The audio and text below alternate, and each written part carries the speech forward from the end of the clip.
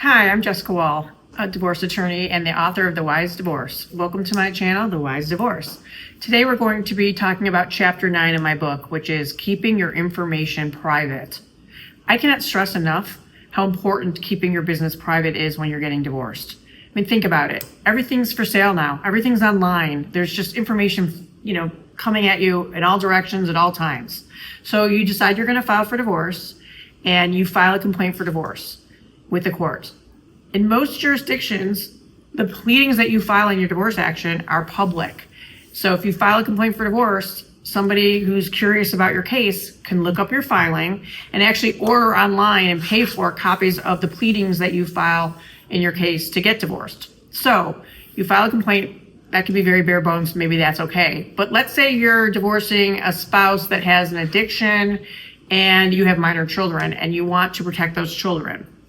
What you want to do is you want to make sure that what you put in the court file, the motion that you are asking the court, let's say for supervised parenting time because your spouse has an addiction and you're worried about the safety of your kids, you want to make sure what you put in the court file is very general and that anything that needs to be remain private to protect your family, your children in particular, is given only to the judge. You do judge's copy only for that type of document, so it only goes to the judge and the opposing counsel. If you know your case is going to be wrought with very sensitive information about an addiction, for instance, or a gambling problem, which is an addiction, or an alcohol problem, or a drug problem, or an infidelity, you might want to in advance talk to your spouse about entering a protective order. So you and your spouse tell your attorneys that you want a protective order. Protective order is exactly what it says. It's protection. It basically is a document that's signed by a judge. It becomes a court order, and it says that sensitive information remains confidential in your case. You can even ask in a protective order that at the end of your case, that the information be given back to you, and it doesn't even stay in your attorney's court, file on your case. You can try that, but you can negotiate anything that really works and is in alignment with the best interest of your kids and your family to keep that private. So we talked about information being out there. It's for sale. It's for sale in your case because people can order your, documents and see what's going on. You don't want your neighbors going to Starbucks with their friends and looking over, a motion that you file asking for supervised parenting time because of an alcohol problem with your spouse, for instance, and they're just gossiping about you. That's not going to serve your family. That's terrible, but it happens. I've had it happen many times in my practice.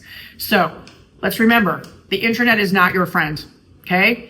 You want to keep your family business private. If you really need to air dirty laundry, I've said this many times, use a therapist. Do it in a private setting. Do not be telling friends and neighbors the nitty-gritty of your business that will impact your family, especially minor children, who we know are the innocent bystanders of your divorce. They need to remain the innocent bystanders as much as possible. So before you put anything in writing, I tell my clients, remember that anything you say in writing, be it a text, an email, a voicemail, a post on TikTok, that can be used against you as an exhibit. So, I have won cases involving messy custody cases where I pulled things offline that are so unsavory about one of the parents that the judge took note and said, that parent's not really fit, needs some supervised parenting time, needs some parenting classes.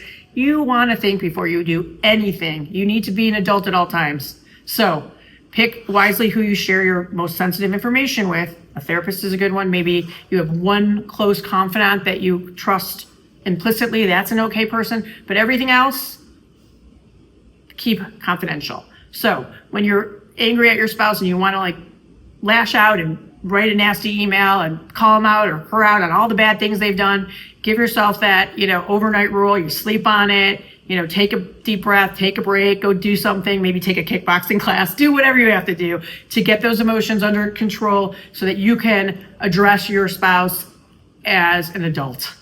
When emotions are running high, it's not always easy to be that adult that you need to be, but I believe that you can do it. And always keep in mind what's going to be best for your family, those children. Keep that top of mind at all times, and you will never go wrong.